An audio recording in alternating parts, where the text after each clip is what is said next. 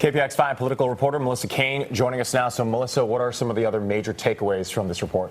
Well, one of the things, I brought my prop here. This is double-sided. It's a lot. So one of the things to be clear about has to do with the redactions. Now, you saw some pictures, some redacted pages, and there are a number of pages that are heavily redacted, but they really have to do with the Russian hacking scheme. And so what we're not seeing are a ton of redactions as they relate to the president and his actions. Those pages that you see that are blacked out really have to do with the internal workings of the Russian apparatus that was used to try and interfere with the 2016 election, and sort of an indicator that the FBI and other agencies are continuing to look at those issues. So I want to make that clear. The second thing is, I know for me, one of the things I was looking for here was, why did Mueller punt on the issue of obstruction? What is the problem here? And here is what this report says, way down in volume 2. It says that the reason that the Mueller team did not say whether or not the president had committed obstruction, which is a crime, is because a sitting president cannot be dragged into criminal court. That's where a person could be exonerated, be found not guilty. They said it wouldn't be fair to say the president committed a crime, and yet he doesn't have an avenue to exonerate himself by going to criminal trial. So for that reason, they said, we're not going to make a decision. We're not going to say he committed a crime, because that would be unfair, because we don't allow an avenue for him to clear his name. So it was not a lack of evidence or confusion about that. So then later, Barr used all this evidence to say that there was no obstruction. So just want to be clear where the disconnect is between the two. Sure. So are criminal charges against President Trump a possibility moving forward? So right now, the House is the only body that could charge a sitting president. Otherwise, the president would have to sort of be out of office before these charges could be brought, or any charges based on this or anything else. So we're not going to have criminal charges against a sitting president. When it's a sitting president, the only thing you can do is impeach.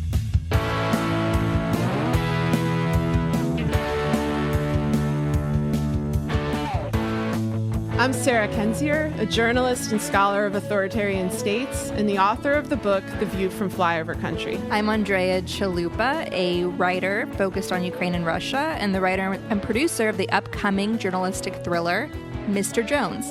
And this is Gaslit Nation, a podcast covering corruption in the Trump administration and rising autocracy around the world. And this week, we have our long-awaited Mueller Report special. I want to just help especially listeners who are not American, who are watching this and thinking, holy hell, how is that all unfolding there? And so going back to the Mueller Report itself and the legal positions taken, I'm going to do a rundown just so you see how this is, so long story short, Mueller was conservative in his report. There are a lot of places where he was very strong, confirming, backing up all the great investigative reporting that exposed this coalition of corruption that got Trump elected.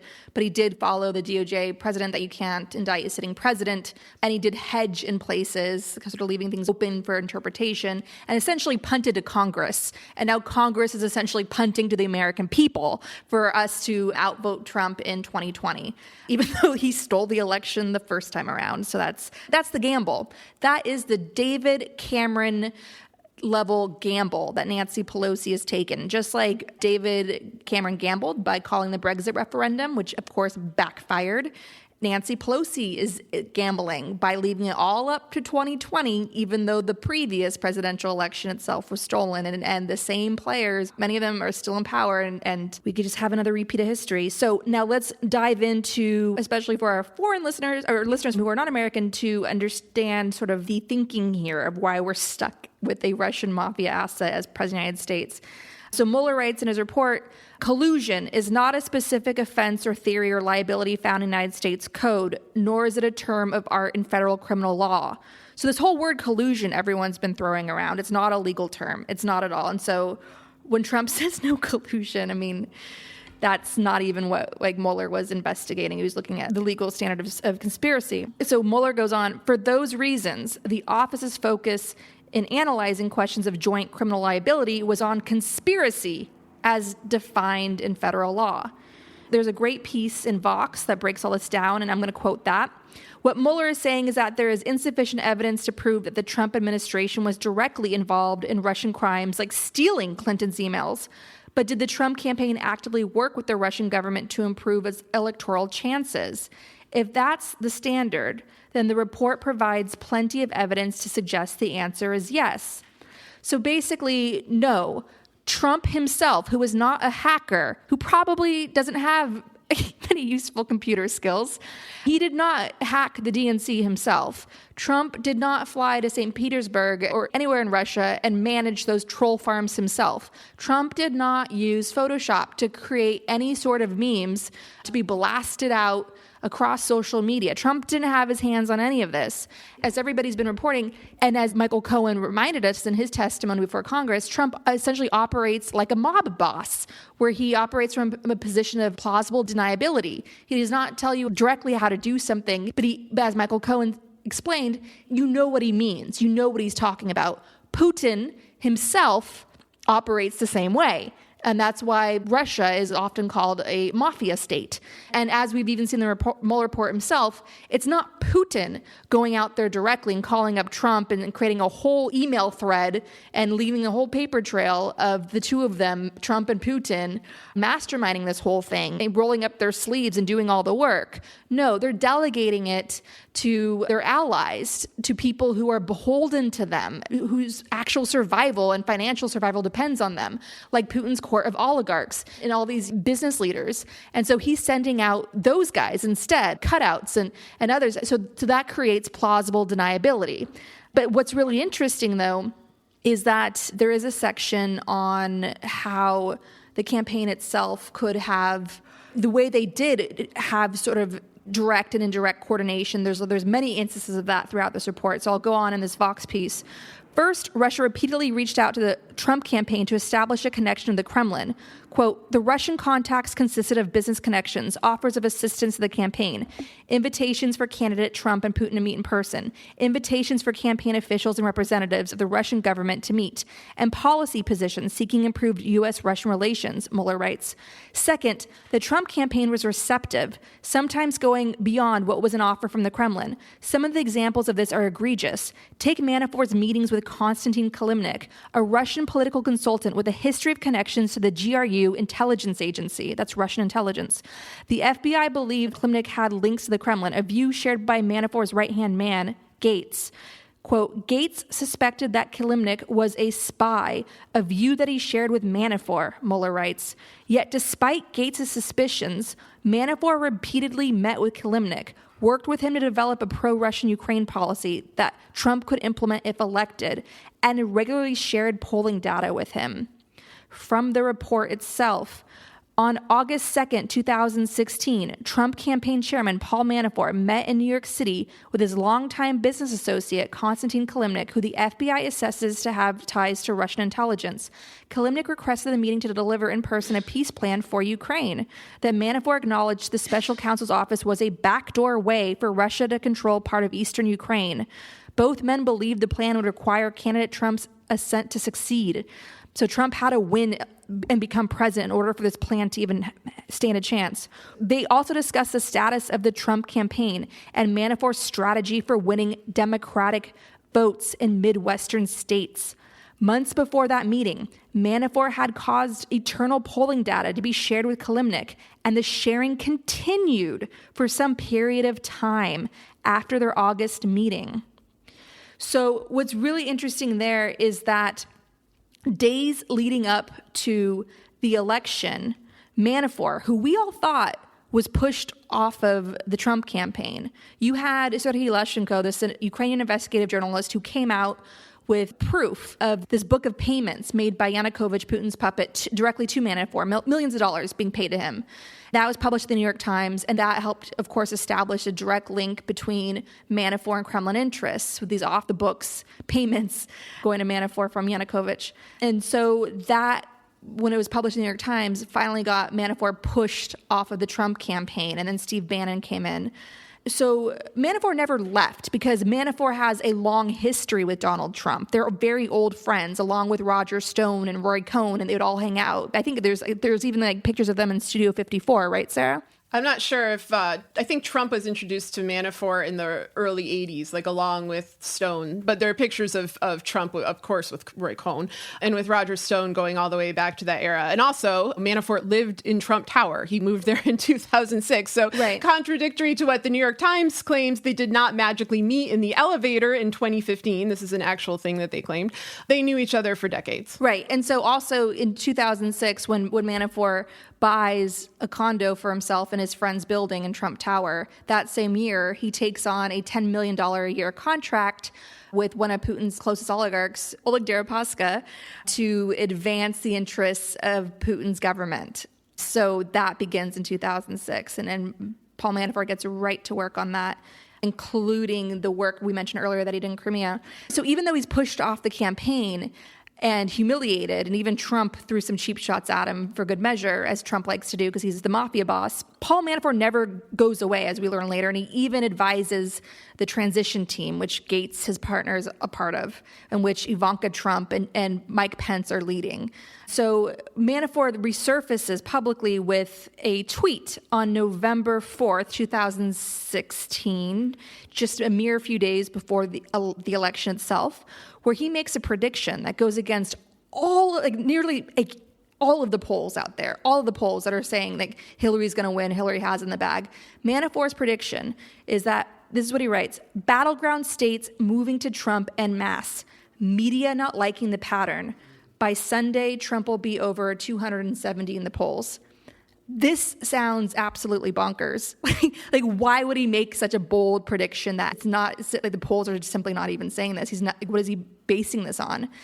But it turns out that he's basing it on a strategy that he had in place, which he discussed with Kilimnik, who is connected to Russian intelligence, and polling data that he's sharing with the Russians, which have this massive, sweeping, deeply organized bot operation and so forth. And they've hacked voter rolls and they've hacked election infrastructure in all 50 states, as we're going to find out.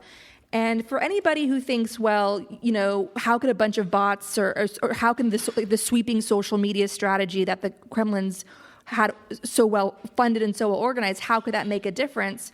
Well, we have on the Gaslit Nation reading guide a really, really great book. We have a reading guide on asymmetrical warfare and authoritarianism, on all of it and how it works.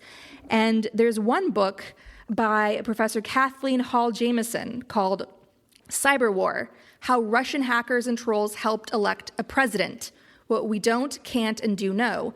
And she goes through all of it, how massive this operation was and how effective it was. And she's not alone in incredible people, incredible researchers making that conclusion. So yes, it wasn't just a couple bots pretending to be Christian moms in Ohio with MAGA hats on. It was asymmetrical warfare, plain and simple, and it was done cheaply. And it's a great underdog story for military history of how the Russians succeeded in 2016 and by electing their guy.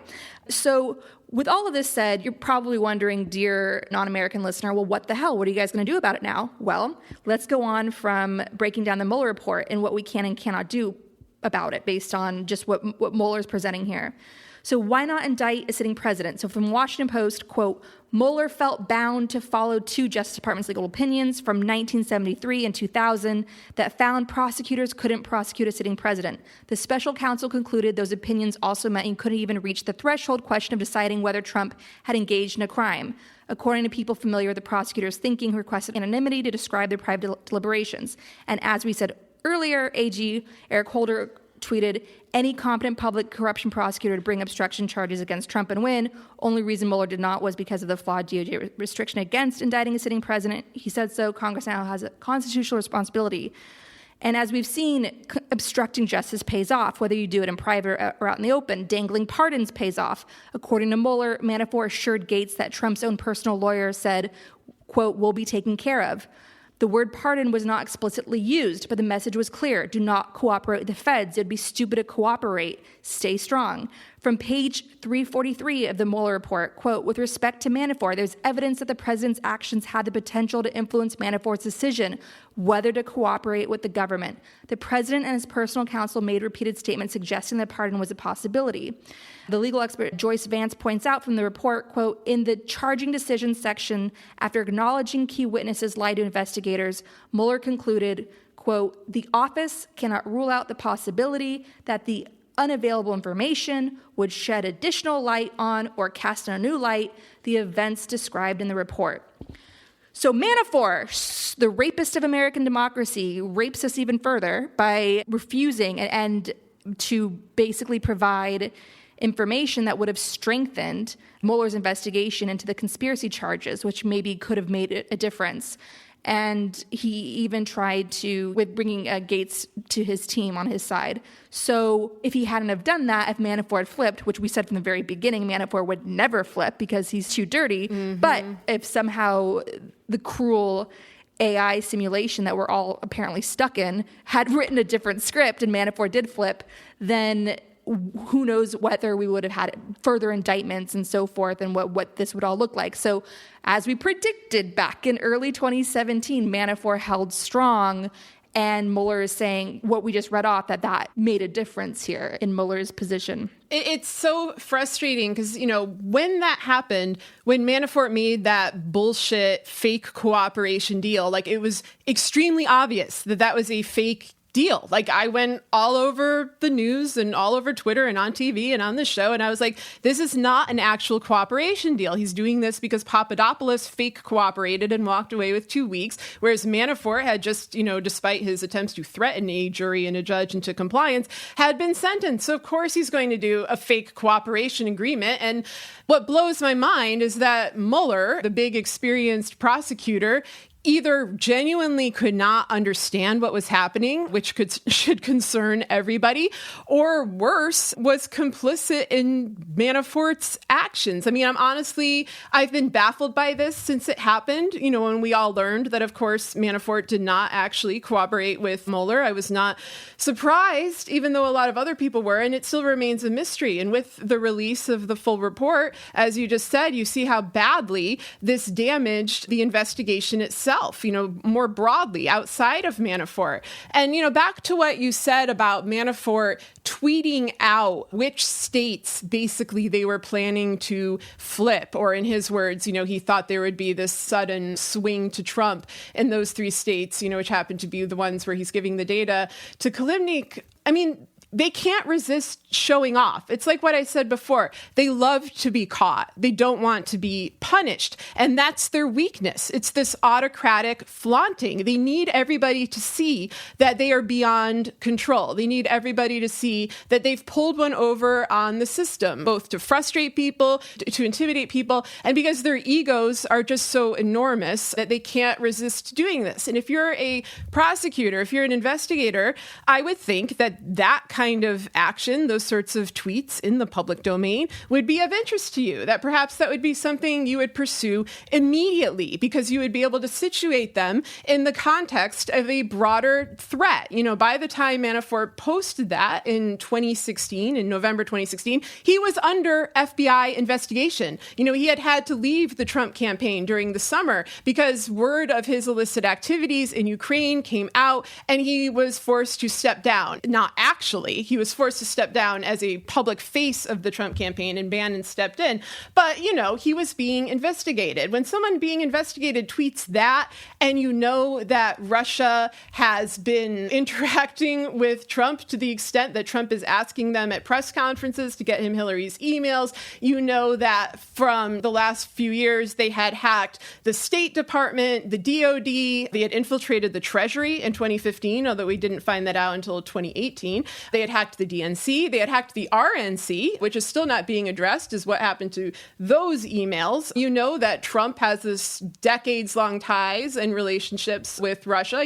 People in his circle have them. And everything that's been going on with WikiLeaks and WikiLeaks' relationship to Russia and WikiLeaks' obvious interest in having Trump win. You would think when Paul Manafort tweets that out, maybe you'd give a little more attention to, what's going to go on in these states and to the integrity integrity of the election and to whether our machines are in fact secure. But not only was it ignored then, it continues to be ignored. I think it was like maybe the fourth episode of the show. We interviewed Barbara Simon, right? The specialist on election integrity and hacking. Yeah, she was the computer scientist who'd been, Barbara Simon is the computer scientist that's been trying to warn us for 10 years that our election systems can be hacked, and therefore the integrity of our elections come under attack by any motivated actors like Russia, China, Iran, anybody, the GOP, for instance. And she did a whole rundown on how that all works and how it's still vulnerable and that not enough is being done. And so nothing's changed. Yeah, she said on the thing that basically it was too late for 2018 and to focus on 2020. She's very adamant about that. Like, start right now and focus on 2020 because they are going to hack these machines, or at least try to hack these machines. The machines are vulnerable. You need paper ballots. She gave a number of suggestions, but one of her suggestions was to start right away and to tackle this. And of course, you can't separate this from our own U.S.-born voter suppression problems with new ID laws, with the partial repeal of the VRA in 2013. It's easy to exploit an existing problem. You could hack voter rolls, for example, which we know that Russia did, and just, knock people off the list. They show up to vote. Their vote doesn't count. They can't get through. There are many ways that you can combine all of these different weaknesses in order to achieve your goals. And you can do it with selective margins, narrow margins that make it harder to trace. And we have not seen a concerted effort from, certainly not from the Republicans, but not really from the Democrats either. We've seen some groups, and later on you're going to, read the guide that we made if you're interested in protecting election integrity. We've seen groups like Let America Vote, run by Jason Kander. We've seen Stacey Abrams be a strong advocate for fighting voter suppression. But there isn't this kind of concerted, organized effort that we need to protect our elections in 2020. And so again, that is why it is so mind-boggling and frustrating that people's solution to this problem of a transnational crime syndicate occupying our government and living above the law and violating the law and desecrating human rights, their solution is, just wait till November 2020 and we'll vote them out. It's like, what the fuck? Like, what reality are you living in? Yeah, and we will present today on the show our action guide, which outlines all the ways we can refuse to wait until 2020 and start strengthening our democracy now, and how all of us have to channel the anger that we're feeling into grassroots power, because no matter who your lead candidate is in this crowded Democratic field, and there's a lot of great candidates to choose from, of course, no matter who it is, if that person wins, let's all hope that person wins and Trump is no longer president, but even if that person wins, they're still going to need our backup. They're still going to need grassroots power to undo all of the conditions that gave rise to Trump. So we have a lot of work ahead of us, and we have to think bigger than Trump, because we have the growing crisis of income inequality, which is going to be worsened by the automation boom, which are going to take away more jobs in place of the growing industry of robotics. We have global warming, of course, that is coming for us. We have, I kid you not, a space race, a military industrial complex space race of killer robots, which... I was just going to say, don't forget the killer robots. Don't forget the killer robots. It's not Gaslit Nation without killer robots. Exactly. So China, Israel, Russia, the US, they're all competing now for that multi-billion-dollar market share of who will be the first to bring market-ready killer robots out there, and which can also not only be used for war, but also policing. So we've got a big confluence of crises hitting us all at once. So all of us, if we care about, it's like all of us have to be involved now, because if you're like, oh, gee, how did it get to this point? It's because we were on autopilot. It's because Americans have a tendency to believe in Hollywood endings. And when we had that beautiful election of Barack Obama in 2008 and Beyonce singing at his inauguration, we all just went home. And over the course of Obama's 2 terms, Karl Rove stepped in and engineered an entire strategy to start flipping states and turning them all red from top to bottom. And so now we have to reduce that and get really good people running for office and empower them with a progressive infrastructure from state to state. So we're going to be introducing our Gaslit Nation action guide on how to do that. And don't be overwhelmed. Just choose one little garden and start sowing away and planting seeds, and just choose one project that you can handle and incorporate in your busy lives, just like Sarah and I do with the work we do. It's up to all of us to literally save the planet together, and that is what we will be doing because we have absolutely no choice anymore. So we'll get to that in a bit. And I love how people call us like merchants of despair, when really what we've been advocating for this entire time is like there's no lose weight fast pill, there's no rich quick scheme making this all go away, there's only hard work. And everyone's like, Sarah and Andrea are depressing. It's like, we like to work hard. We have ambitions for the kind of country we want to live in. We're inspired by moonshots. It's like we don't say like, let's take on income inequality because it's easy. We want to take it on because it's hard. We don't say let's stop global warming and save any more species from being endangered because it's easy. Let's do it because it's hard. It's like we believe that it makes it worse if you choose to do nothing and stay in your despair too long. Are you using social media sites to stay in touch with friends and family, only to discover that these sites are monitored by autocratic governments and transnational networks of spies? Well, Gaslit Nation fans, we have an alternative way of documenting your life and staying in touch with the people you love. And it makes an excellent Mother's Day or Father's Day gift too. It's called Storyworth. Here's how it works. First, you purchase a subscription for someone you love, and each week Storyworth sends them an email with a question about their life. Then they simply reply to this email with their story. All stories are private and only shared with people that you choose. Finally, after a while, their stories will be bound into a beautiful keepsake book. Data on Storyworth is secure, and everything is private by default. You control who sees your stories. Take that, Cambridge Analytica. Storyworth is a great way to record your family history without nosy data mining companies getting in your business. Visit storyworth.com/gaslit for $20 off when you subscribe. That's storyworth.com/gaslit.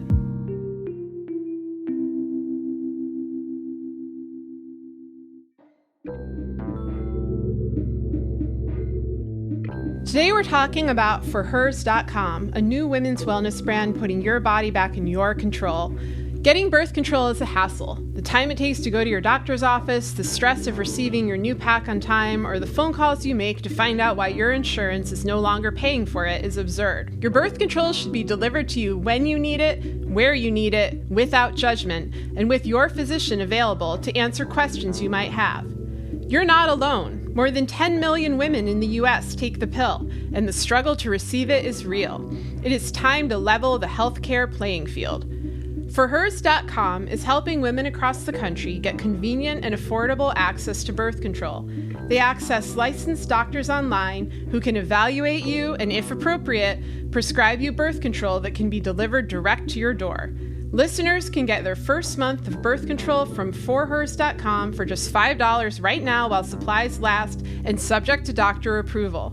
See website for full details. Go to forhers.com/gaslit. That's forhers.com/gaslit. Restrictions apply. See website for full details and safety information.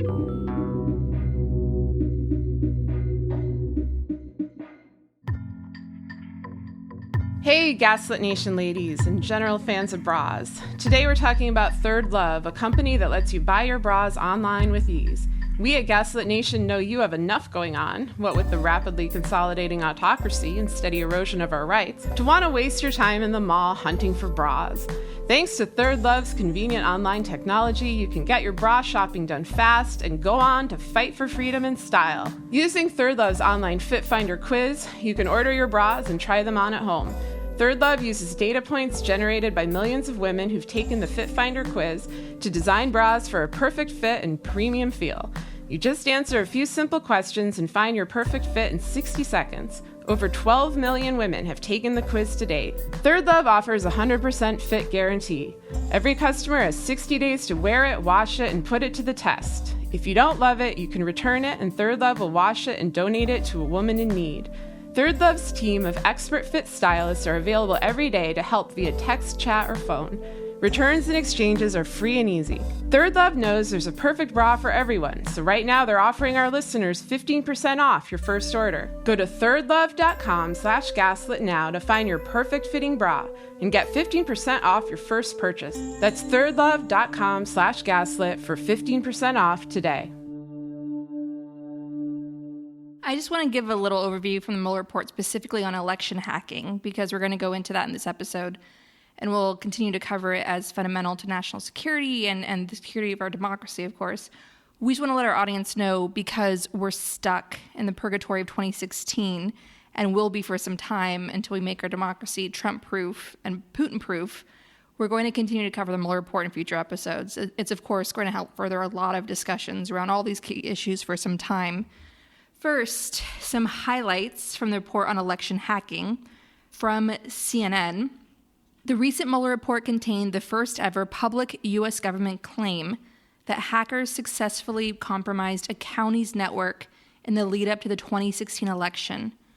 The report states, the FBI believes that this operation enabled the GRU, Russian intelligence, to gain access to the network of at least one Florida county government. That county has never been identified. Florida officials, who have long maintained that Russian efforts had not been successful there, tell CNN that they were shocked by the claim. So Florida officials can't even tell you which county was hacked. So how do we know there weren't more successful breaches in other counties and other states?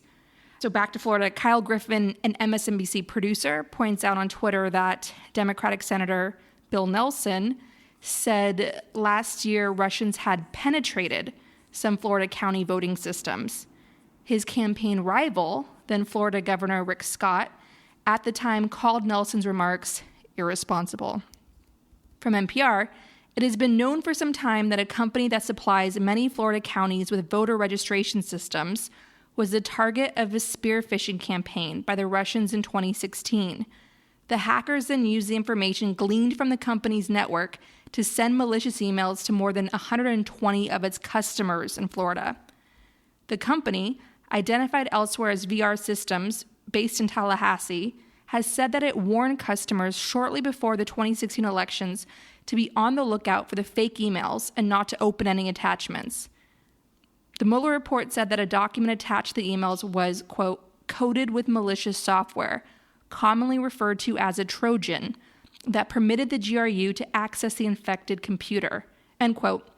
VR Systems told NPR in 2017 that to the best of its knowledge, none of its customers had opened the malicious emails. The special counsel's report also said that Russian intelligence had installed malware on the vendor's network, something VR Systems denies.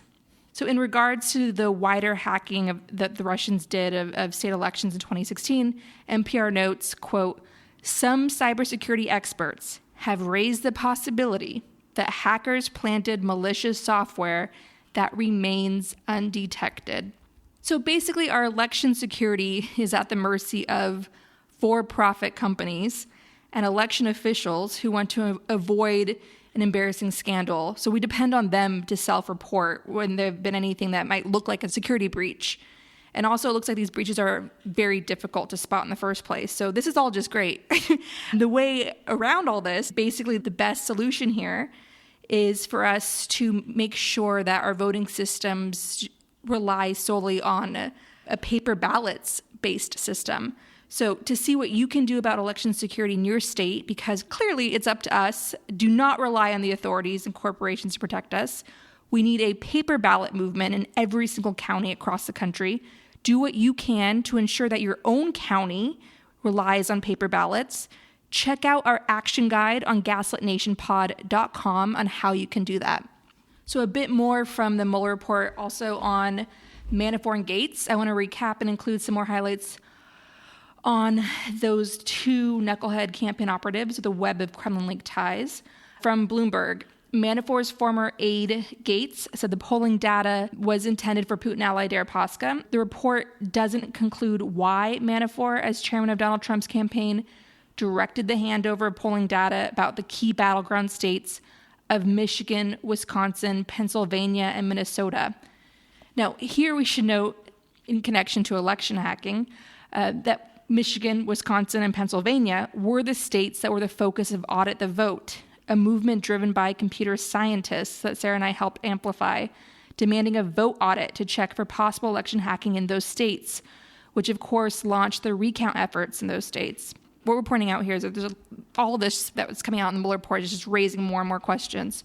Again, from Bloomberg, the report also spells out new details about how Kilimnik pushed a plan to enlist Manafort's support for a peace plan in eastern Ukraine after the Russian invasion of Crimea. Under that plan, Yanukovych would serve as head of a newly autonomous region in Ukraine. Kilimnik pushed Manafort to secure Trump's support if he was elected. They discussed this peace plan for months. So Yanukovych, the ousted Putin puppet president of Ukraine, forced into exile in Russia, would have gotten a sweet deal for himself out of this if Manafort and Kilimnik had been successful.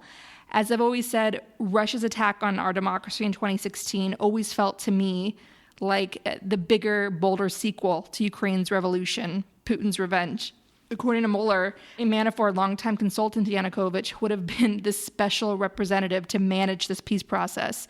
According to an email Kilimnik wrote to Manafort on December 8th, 2016, as Trump was getting ready to take office. Manafort and Kilimnik continued to communicate into 2018, long after Manafort had been arrested. Sections of Mueller's report about Manafort and his relationship with Kilimnik have been redacted, leaving a lot more questions to be answered, hopefully by congressional investigations. Let's now go to, speaking of Congress, let's zero in on Deripaska and some of his highlights from the Mueller report. From Bloomberg, Deripaska used Manafort to install friendly political officials in countries where Deripaska had business interests. Mueller's report says, citing an FBI interview with Manafort's former right-hand man, Rick Gates. At the same time he worked for Deripaska, Manafort advised pro-Kremlin politicians in Ukraine, where he helped Viktor Yanukovych win the presidency in 2010. Manafort also grew close to several wealthy businessmen in Ukraine. The relationship between Manafort and Deripaska soured after Deripaska invested $26 million in a failed cable television venture backed by Manafort and Gates. The billionaire later sued the men. After Yanukovych fled to Moscow in 2014, Manafort, Gates, and Kilimnik began to work for a party known as the Opposition Bloc. But that work petered out as well. By the time Manafort joined the Trump campaign on an unpaid basis in March 2016, he had, quote, no meaningful income, but believed that reviving his U.S. career could help him in the future, according to the report. Manafort said that joining the campaign would be, quote, good for business, Gates told Mueller. Gates also said that Kilimnik and Manafort discussed how to use the appointment to try to collect his Ukrainian political debts and persuade Deripaska to drop his litigation. Well, all right. So Manafort was willing to sell out democracy, of course, for his own enrichment. Yeah, I mean, that's pretty much falls into a pattern with the whole entire Trump clan and how they operate, as we've been saying on the show. Now, this is what makes that recent vote in Congress allowing for Deripaska's sweet sanctions deal all the more nefarious. Deripaska has been trying for years to get into the U.S., to be off the U.S. blacklist, and Mueller essentially points to that in this report. Remember what Welsh investigative journalist Carol Cadwalader told us in her interview with Gaslit Nation called Brexit and Trump are the same crime. Conservative British MPs are impotent in stopping Brexit, in part because they're wearing Deripaska's golden handcuffs. Deripaska enjoys legitimacy in the UK, throwing his money around. It's been reported that for years he tried to gain a foothold in the US, where he's been blacklisted essentially for corruption, like the corrupt and violent tactics that made him the winner of Russia's bloody aluminum wars of the 1990s, and for being close to Putin. Deripaska may finally achieve his long-held dream of being openly welcomed in the U.S. and gain a strong foothold here thanks to Republicans. After the Republican-led Senate allowed the lifting of sanctions of his company Rusal, as long as Deripaska lowered his ownership in his company to under 50%, which he did by allocating many of his shares to close allies, Rusal recently said in a statement, according to the Washington Post, it would take a 40% stake in a Kentucky aluminum mill in exchange for a $200 million investment. Kentucky, the state of Senate Majority Leader Mitch McConnell. Mitch McConnell, you may remember, famously threatened to politicize Russia's attack on our democracy in 2016 when President Obama asked him to stand united in addressing it with the American people. This would be the largest aluminum plant built in the U.S. in 40 years. This is quite a windfall for Kentucky. And as we know from following the golden handcuff stories out of Ukraine and out of the UK, windfalls like this one tend to come at a price. So yes, Republicans are complicit with their Deripaska sanction votes. Only 3 more votes were needed to stop that sweet deal for Deripaska. As we've noted previously on the show, this was the Russian oligarch sanctions vote that Senator Bernie Sanders missed after having voted against Russian sanctions, including the Magnitsky Act, 2 previous times. More from the Mueller Report on this, as reported by Bloomberg. Deripaska wanted a visa to the U.S., Mueller's report says. Gates said that having Manafort in a position inside the campaign or administration might be helpful to Deripaska, and that Manafort's relationship with Trump could help Deripaska in other ways, according to Mueller. Well, despite Manafort being in prison, Deripaska seems to be doing just fine. So now that we're on the whole topic of Manafort himself and Gates and all of it, I want to go back to election night itself, November 9th, 2016. This was our very first podcast, Sarah, if you recall. you. Oh, the 3 a.m. podcast? Yeah, you slammed into my DMs. The one that I'm sure an intelligence agency got a great kick out of. But yeah, I think this is the first time I ever talked to you. On the phone, actually spoke to you on the phone. Yeah. Yeah, it was in the early hours of November 9th, 2016, when somebody somewhere redacted in Mueller's report wrote a message to the head of the sovereign bank of Russia saying, Putin won.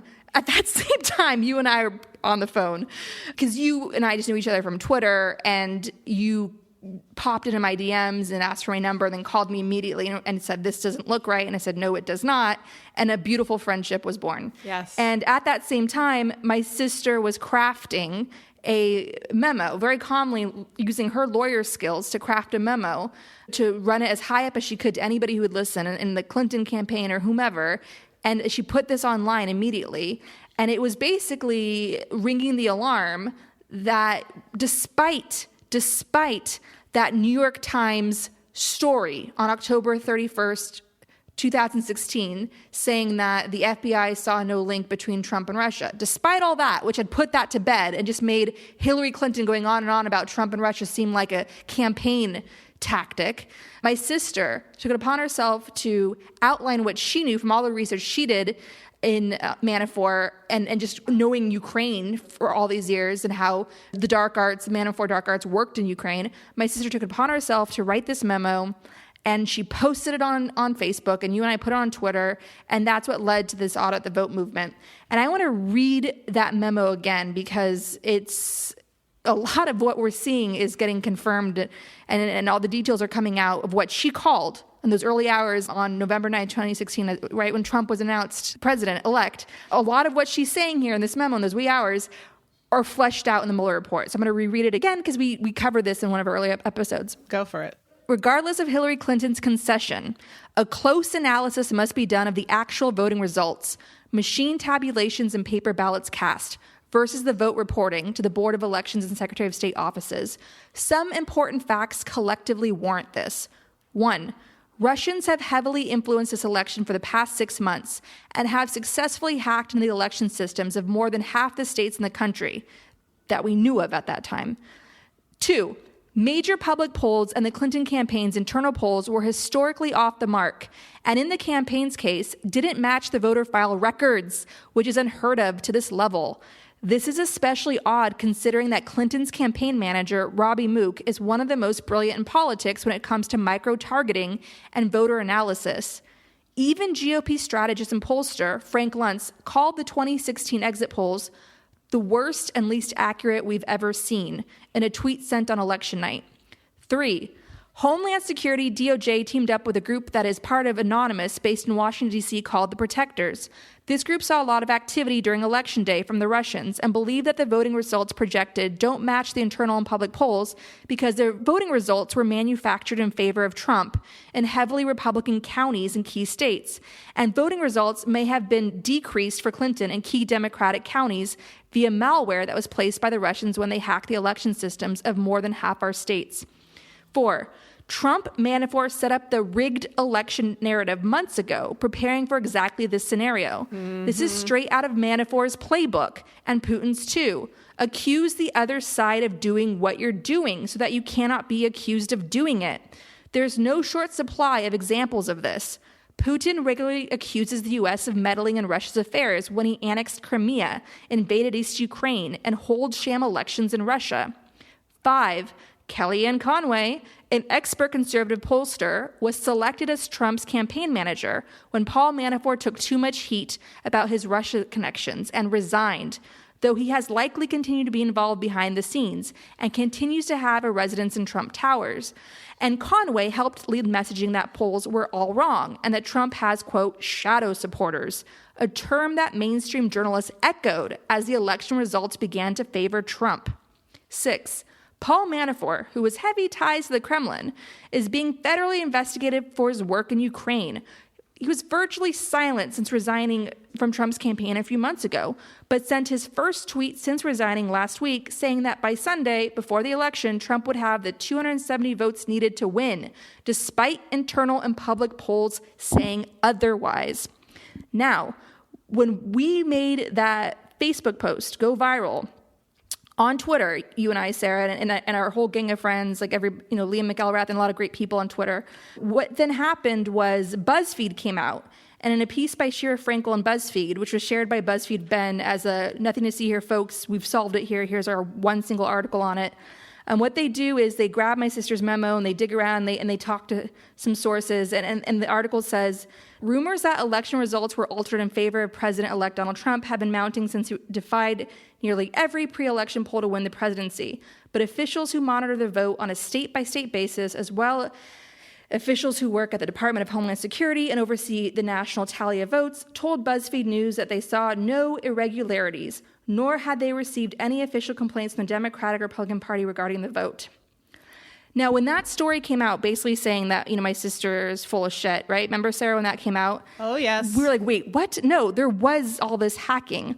So that was so demoralizing to see that, right? And so now what has come out on April 10th, 2019, just a few weeks ago, DHS, FBI say election systems in all 50 states were targeted in 2016.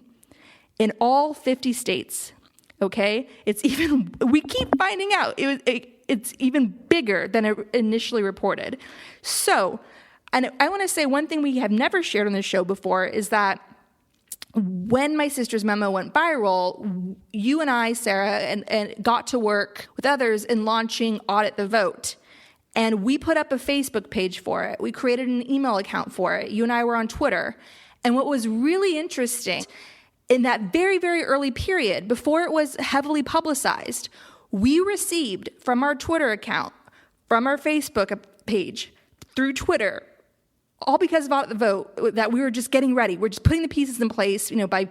We received messages with phishing links for us to click on from people pretending to be friends of ours, like some mysterious looking bots that were trying to convince us that they were on our same page. They all looked weird. They all looked like grossly suspicious, like the bots that have been exposed from the Kremlin's sweeping social media operation. They were desperately trying to get us to click on links. Here, we made this for you. Click on this. Click on this. And it's sort of like, first of all, where the hell did you come from? We haven't even publicized Audit the Vote yet. How are you so closely monitoring this? Well, it's because while the American mainstream media was not taking us seriously, the Kremlin was taking us seriously. And what was really flattering to confirm that is that Putin's chief propagandist, on the heels of the Steele report dropping in BuzzFeed, he did an entire segment on how my sister created the Russiagate scandal and how I helped her. And so my sister and I always joke that the U.S. mainstream media has a hard time telling us apart, and sometimes they don't even realize that there's two of us. Like, I'll get a journalist trying to set up a meeting with me thinking he's talking to my sister and vice versa. Meanwhile, the Kremlin knows exactly who we both are and can tell us apart. So it's really flattering and nice that the Kremlin takes us far more seriously than American media does, especially in those early weeks, of course. And so all of this is to say that we are up against the same forces and nothing has changed. And that's why we cannot afford to wait around for 2020. We have to use every lever of power that we have now. Yeah, exactly. And I just want to clarify something for those who don't know what audit the vote was. Audit the vote was a cry for the vote to be audited, for people to inspect the integrity of the election, to make sure that votes were not changed, to look at, technological infractions. I mean, we wanted an investigation. We didn't know what had happened. This was not something that was spearheaded by Jill Stein. Jill Stein, after this movement was launched as a grassroots movement, came in saying that she supported it, and money was given to Jill Stein, not by me. And then Jill Stein, I guess, used that money later to pay her lawyers or something like that. She basically pocketed money that was given from vulnerable people experiencing intense anxiety and a longing for justice and accountability in this election. And, Jill Stein is among this cast of characters with her own associations with Russia. She was, of course, at the RT Gala in late 2015 with Michael Flynn, with Putin, with other implicated parties. And I was just thinking of this as you were telling this story, how she was someone a lot of folks thought Mueller was going to look at. She's in this long list of people that just sort of has fallen off the radar. And if she had a role in this, it doesn't seem to have been investigated. There are people who much more obviously had a role in this who also weren't interviewed. Among them was, of course, Julian Assange. I was wondering, maybe this is a good time to talk about that part of the Mueller report and the Seth Rich stuff that you wanted to bring up, because I know you mentioned that earlier. Dear goodness. Okay, so Julian Assange has finally been arrested for long-standing charges against him for his role in the hacking of sensitive military information, exposing cruelty and just the destruction of the war in Iraq. And that, of course, has raised moral issues about journalists' rights and so forth, and how journalists can be targeted, which are very serious and should be taken seriously in consideration. But the fact clearly is that Julian Assange has long ago given up any acting role of being a journalist. He is, in fact, an unregistered agent of the Kremlin, acting like a Manafort in every way. He's very much an important node in the coalition of corruption that allowed Donald Trump to win the White House, and he did that deliberately. These are all morally corrupt individuals who are all aligned and all believe that they will get a return on their investment. Putin thought he was going to get sanctions dropped. Julian Assange thought that he could finally come out of his cubbyhole inside the Ecuadorian embassy, which he was stinking up for so long. And just to show just his total lack of morals, there have been several reports showing that when he did have all that leaked material, that he wanted just to release it raw without redacting any names of people whose lives would be on the line. He simply did not care. And the editors who were working with him were stunned by his callousness. And so it started to emerge over time that, here's maybe Assange is just an egomaniac who, like Trump, likes to live above the law. And we saw that he very clearly took sides here. And he has a track record also, just like Trump and those around Trump, of blatant anti-Semitism too. Let's not, so there's an ideology too that of white supremacy and racism that unites them as well. So Assange comes in crystal clear with some really damning moments in the Mueller report. Julia Ioffe points out that WikiLeaks asked Russian military intelligence operatives to give them stolen DNC documents ahead of the Democratic convention, specifically to inflame tensions between Hillary and Bernie supporters. The Mueller report confirms a pattern of the Trump campaign having advanced knowledge of WikiLeaks releasing damaging information to hurt Hillary Clinton and help the Trump campaign. The Mueller report points out that Assange smeared Seth Rich, the murdered DNC employee who was murdered blocks from his house in Washington, D.C. after coming home from a bar. He was shot dead. The murder remains unsolved. And Assange smeared Seth Rich to cover for the Russians. So what happened was Assange implied that Seth Rich could have been murdered for having provided the hacked DNC emails. He implies this in an interview. Yet Seth Rich's murder took place days before the emails were even given to WikiLeaks by Russian intelligence. Donald Trump has had a disastrous few weeks. If you look at the polls, he needs a miracle. In the American political lexicon, there's such a thing as the October surprise. The stuff that you're sitting on, is an October surprise in there? Do you even know what you're sitting on? WikiLeaks never sits on material. Whistleblowers go to significant efforts to get us material, and often very significant risks. There's a 27-year-old works for the DNC who was shot in the back, murdered just 2 weeks ago for unknown reasons as he was walking down the street in Washington. So that was just a robbery, I believe, wasn't it? No, there's no finding. So what are you suggesting? What are you suggesting? I'm suggesting that our sources take risks, and they become concerned to see things occurring like that. But was he one of your sources then? I mean, we don't comment on who our sources are. But why make the suggestion about a young guy being shot in the streets of Washington? Because we have to understand how high the stakes are in the United States, and that our sources are, our sources face serious risks. That's why they come to us, so we can protect their anonymity. But it's quite something to suggest a murder. That's basically what you're doing. Well, that others have suggested that. We are investigating to understand what happened in that situation with Seth Rich. I think it is a concerning situation. There's not a conclusion yet. We wouldn't be willing to state a conclusion, but we are concerned about it.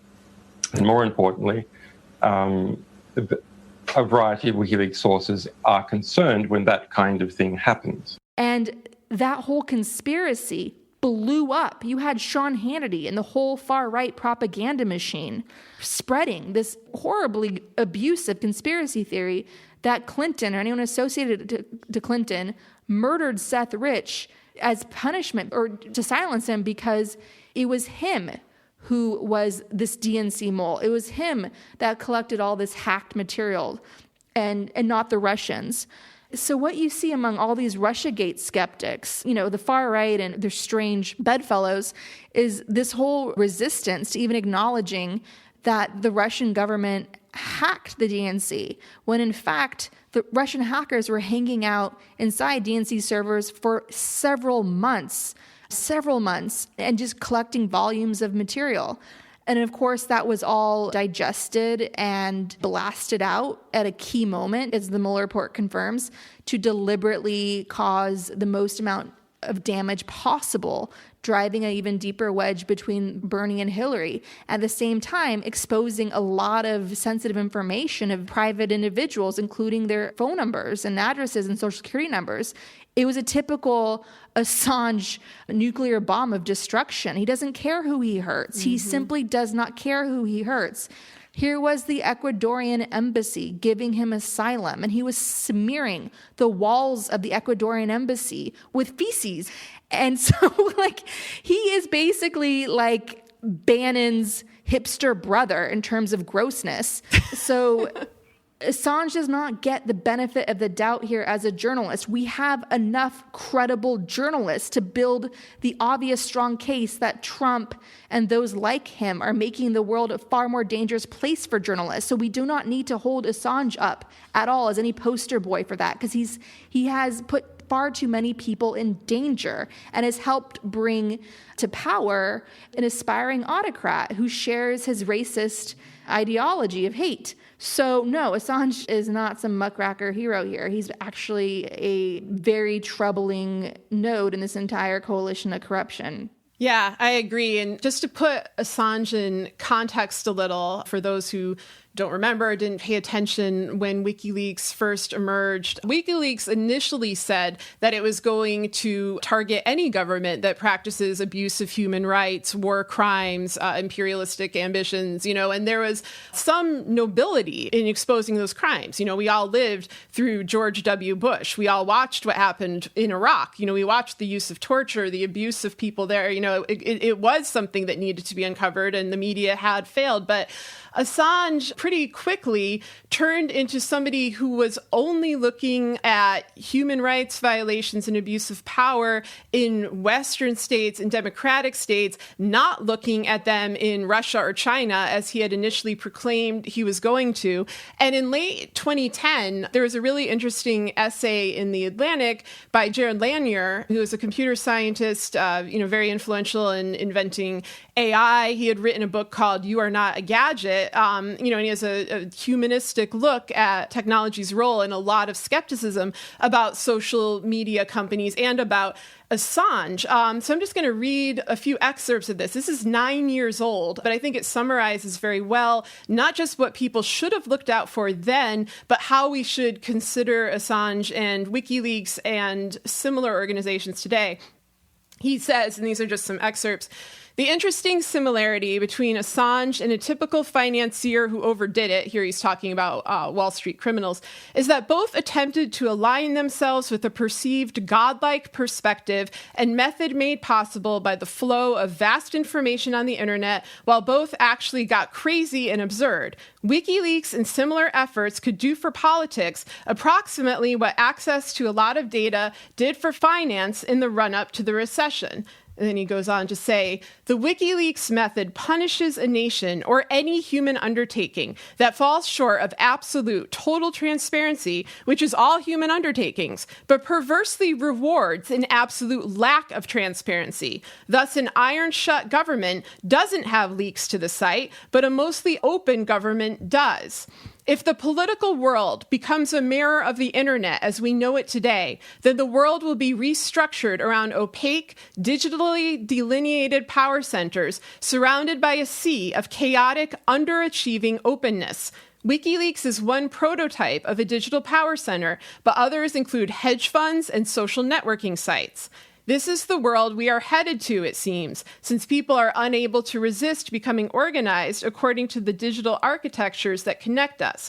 The only way out is to change the architecture. And so that essay is called The Hazard of Nerd Supremacy, published on December 20th, 2010. So once again, this is predictable. That was a warning, and we are still dealing, with the ramifications of that. We began to see what Lanier warned about come to pass, especially in 2014, when Russia and other governments were basically mapping the social media landscape in terms of American politics, in terms of prospective electoral politics, seeing which groups could be targeted, be manipulated, seeing what kind of memes or inflammatory information raises emotion. I mean, honestly, of all the crimes Russia or Russia-affiliated actors may have committed, this one is kind of like low on the list to me because, everyone does propaganda. Everybody manipulates people's feelings to try to back a candidate. It's the embrace of the support of a dictatorship that marks this as notable. But beyond that, the financial illicit transactions, the back channels, the lying, the perjury, the hacking, there are more serious crimes. But nonetheless, Assange is not a journalist. He's not a publisher. I think a lot of the folks who initially were drawn to WikiLeaks because they felt it was going to expose human rights infractions around the world came away gravely disappointed. We've seen many of those folks on Twitter express their regret that they got involved. They felt it was under false pretenses. And, one thing that remains unanswered for me about all of this is the timing of Assange's arrest, which is interesting because, Assange had been in that embassy for a long time. We'd also been waiting for the Mueller report for a long time. And, those are both events that could have happened anytime. But what we got was the Barr memo. And then a couple weeks later, Assange finally gets arrested after the point that Mueller could have interviewed him. Mueller never interviewed Assange, despite his pivotal role.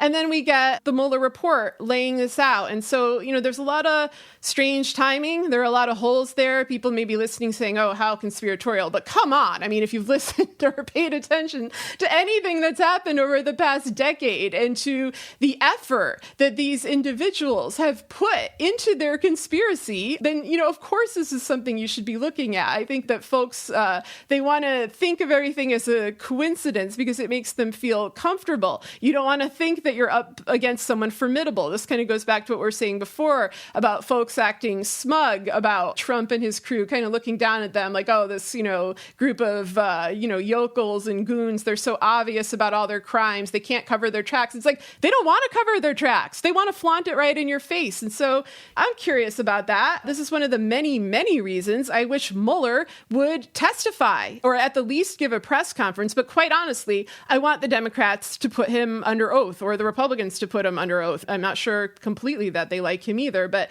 he needs to speak out. These are the sorts of questions that he should be answering. Before we leave off on Assange, Roger Stone, whose trial date has been set for November 5th, where he faces 7 charges from the Mueller investigation, and having been arrested late January for lying to Congress and for obstruction and witness tampering in a congressional investigation on Trump-Russia collusion, Stone worked to get a pardon for Assange.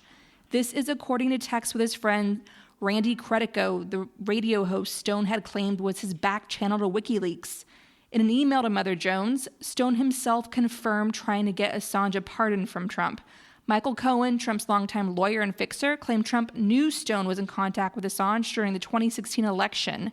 Trump repeatedly praised and brought up WikiLeaks during the election. After Assange's arrest, Trump now claims, "I know nothing about WikiLeaks." Another thing I want to point out is Trump's own obsession with Hillary Clinton's emails. As we all know, and as the Mueller report confirmed yet again, when Trump gave that speech out in the open saying, Russia, if you're listening, find Hillary's emails. And within hours, Russian hackers attempted to hack Hillary Clinton within hours. And if you're wondering, God, that's so obvious, it's so on the nose. Well, as we've been saying, yeah, our enemy is shameless. Our enemy is cartoonish. Like, look at the Salisbury poisoning with those Russian agents on TV that attempted to murder Skripal. They went on TV saying that they were in Salisbury for a vacation because they heard about this great cathedral there. And nothing united the British public more than when they said that. It's like everyone started making fun of them and making all these Russian agent vacation jokes, rightfully so. And then British humor at its best was on display in that morbid, dark moment. But the reality is our enemy is that cartoonish, whether it's Putin's court or Trump's court. It doesn't matter. It's like we're up against idiots and the idiots are winning. And so I wanted just to point out, again, from the Mueller report, how obsessed Trump was with hunting down Hillary's emails. So here's a thread I wrote. Barbara McQuaid on MSNBC regarding the Mueller report said that Trump asked individuals within his campaign to find Hillary's emails. Michael Flynn acted on this, including asking Republican operative Peter Smith. Peter Smith is the guy who said that he had tried to obtain Hillary Clinton's missing emails from Russian hackers. He'd killed himself in a Minnesota hotel room days after talking to the Wall Street Journal about his efforts, public records show. The president's son-in-law, Jared Kushner, brought militarized propaganda firm Cambridge Analytica, founded by Robert Mercer and Steve Bannon, into the Trump campaign. Alexander Nix, the head of Cambridge Analytica, said he asked Julian Assange, the WikiLeaks founder, for help finding Hillary Clinton's 33,000 deleted emails. So no, Trump did not sit in a troll farm in Russia running bot operations, but his campaign relentlessly sought Hillary Clinton's emails, even reaching out to Russian hackers and WikiLeaks, which has been called a hostile intelligence service helped by Russia, according to former CIA Director Pompeo.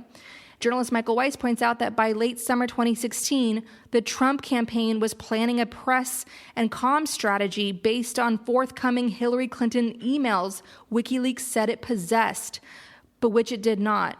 But it didn't matter. The Trump campaign was already doing all this coordination between WikiLeaks, which was doing coordination with Russian intelligence, which was all being serviced, and the Trump campaign itself was being serviced by Cambridge Analytica, which one whistleblower said was working with Russian intelligence. So again, you have a coalition of corruption here. It's in the public domain. The investigative reporting has been solid. Mueller's report consolidates so much of what we already know and confirms what we've long suspected. So pointing to all this, we're going to talk further about impeachment. We're going to talk further about Elizabeth Warren and how she's a Nazi hunter in a time of Nazis, because we think those are two very important topics to stay on. Doris Kearns Goodwin, who wrote several biographies of U.S. presidents, was on MSNBC reminding journalists and the public that these are not normal times. and that nothing is normal and no one knows anything. Yeah, I certainly hope that what we're going to look at are the leadership qualities that we need in our next president to heal a country that's more divided than it's been since the 1850s. The really interesting thing about that NBC poll was that it rated President Trump on 8 leadership qualities, and in all of them, he was below majority in terms of approval: steadiness, trustworthiness, character, integrity, ability to negotiate, ability to communicate. So I hope that as we separate these candidates on both sides, if someone challenges him on the Republican side and all these many Democrats, that we're not simply looking at who can get what share of the pie, African Americans, Southerners, working class, gender, but rather who has exhibited already in their lives the leadership qualities that we need really now to bring us through a time that I do believe is different. This is Doris Kearns Goodwin, a historian. So as we say, trust history. History are the tea leaves we are reading. When an esteemed historian like Kearns Goodwin tells you nothing is normal anymore, so don't cover this like a normal election anymore, that goes to the Democratic Party. Do not trust normal electoral politics anymore. It simply does not apply. We are living in abnormal times right now, and you need a new strategy, and you need to evolve, and you need to confront the challenges face on, not come out with this outdated strategy that makes you look so tone deaf to the crisis that not only the U.S., but the world is up against right now. So to deal with these abnormal times that we find ourselves in, we here at Gaslight Nation take a strong stance of saying no to savior syndrome. The only thing that's going to get us out of this is self-reliance and holding our leaders accountable. And the only power we have left that we can rely on is grassroots power. To illustrate our point, here's Share, providing a useful metaphor for these times. Rely on no one but your own hard work and dedication. That's the only way out of this. Awaken your inner Share. You said a man is not a necessity, a man is a luxury, like dessert. Yeah. A man is absolutely not a necessity. Did you mean that to sound mean and bitter? Oh, not at all. I adore dessert. I love men. I think men are the coolest. But you don't really need them to live. My mom said to me, you know, sweetheart, one day you should settle down and marry a rich man. And I said, Mom, I am a rich man.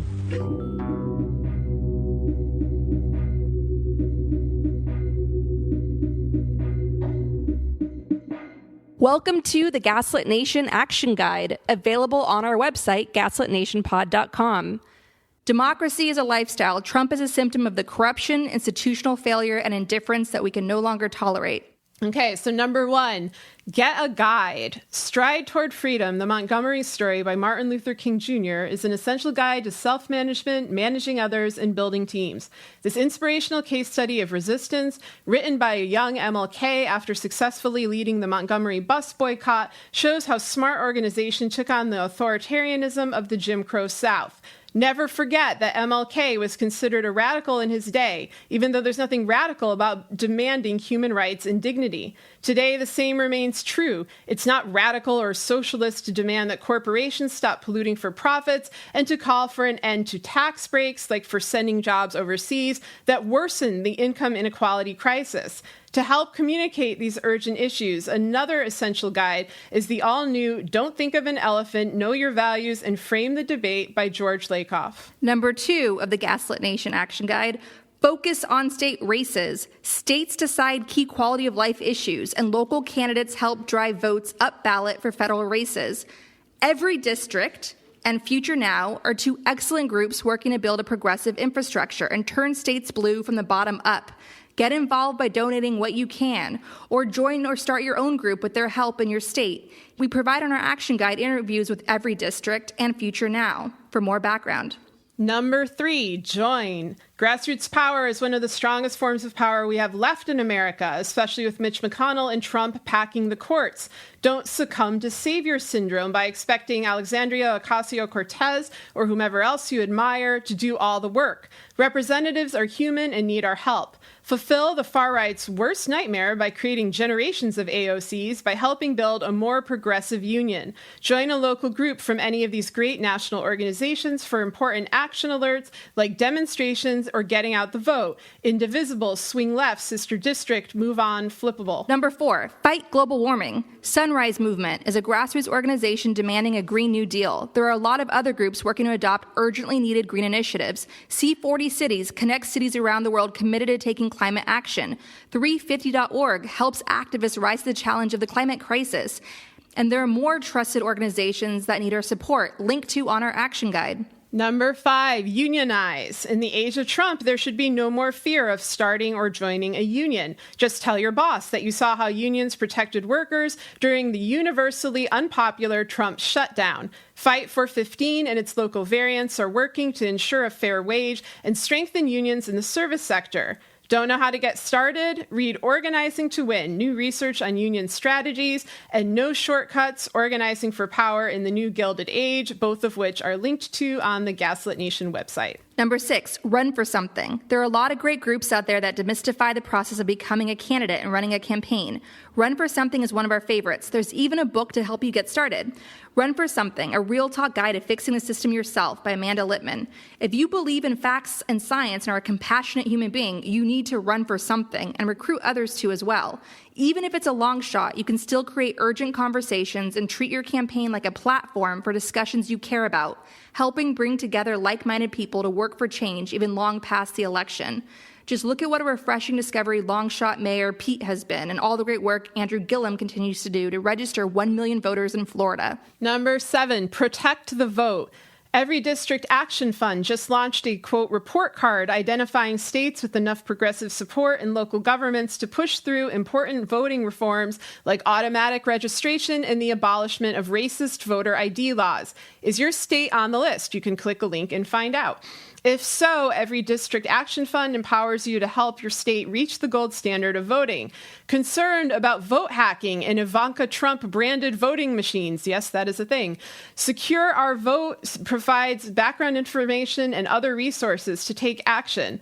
Other groups to check out are Spread the Vote, Let America Vote, and Project ID, which help people get the information they need to register, vote, and get an ID. And again, these are linked to on our site. Number 8. Launch ballot initiatives and laws. Why not launch a ballot initiative? Kate Fahey turned her Facebook post into the movement Voters Not Politicians to end gerrymandering in Michigan. It passed overwhelmingly. We have a link on our action guide for you to read more of her story. Or you could build a grassroots coalition to get a law passed in your state. In our episode, How to Pass a Law, I interview my mother about how she, while pregnant with me and a young mother already, without any political experience, mobilized a grassroots army to pass the child car seat law in California. Yes, it can be done. Number 9, end terrorism in America. Moms Demand works to elect candidates and lobby for sensible legislation to stop the gun violence epidemic driven by the blood money gun lobby, the NRA. Southern Poverty Law Center exposes white supremacy, a leading terrorist movement in America. To help immigrant communities deliberately terrorized by Trump's cruel border policies, we have a list linked here of groups that you can support. Number 10, make art. To say that art cannot make a difference stems from a tone-deaf attitude of privilege. Ukraine's Euromaidan revolution of 2013 and 2014 relied on art and artists of all kinds to sustain protesters living in Arctic cold temperatures and under the threat of government-sanctioned violence. North Korean dissident Yeonmi Park said that Orwell's Animal Farm helped her heal after escaping the cult-like dictatorship. And in our episode, The Blue Wave Continues, Kansas Rising, we share Davis Hammett's account of how painting a rainbow house created a ripple effect in Kansas, leading to major electoral victories. We need the artists and storytellers of all kinds more than ever. So this is not a comprehensive list of suggestions on how you can create a more progressive America and stop entrenched corruption. There are many paths you can take, and we encourage you to think for yourself and to work together. There is no one solution. Whether you're in a blue state or a red state, these ideas apply to you. Do not take any of the freedoms you have left for granted. Never underestimate the power of hard work. Additionally, we have a reading list linked to from there because it's essential to read widely to understand how we got here and the best ways to navigate the challenges of the 21st century. So again, all of this is available on our site, gaslitnationpod.com. Gaslit Nation is produced by Andrea Chalupa and Sarah Kenzier. If you like what we do, leave us a review on iTunes. It helps us reach more listeners. And check out our Patreon. It helps keep us going. Our editor for this was Carlin Daigle. Original music in Gaslit Nation is produced by David Whitehead, Martin Vissenberg, Nick Farr, Damian Arriaga, and Carlin Daigle. Our phenomenal logo was designed by the genius that is Hamish Smith at the New York-based design firm Order. Thank you so much, Hamish. Gaslit Nation would like to thank our supporters at the producer level on Patreon: Alan Liu, Paige Harrington, Adam Levine, Alexandria Lane Detweiler, David Porter, A.W. Nicholson, Glenda de Guzman, Jared Lombardo, Jason Bainbridge, Jody DeWitt, John Ripley, Kate Cotton, Kelly Ranson, Kevin M. Garnett, Lorraine W. Todd, Phyllis Schroeder, Stephanie Brandt, MD, Terry Brady, Zachary Lemon, Ann Marshall, Attila Halsby, Brian Tajudin, Carolyn Friend, Catherine Anderson Karina, Kathy Kavanaugh, Irina Guardia, Ethan Mann, Jason Rita, Jennifer Slavic, Jans Alstrup Rasmussen, John Dambro,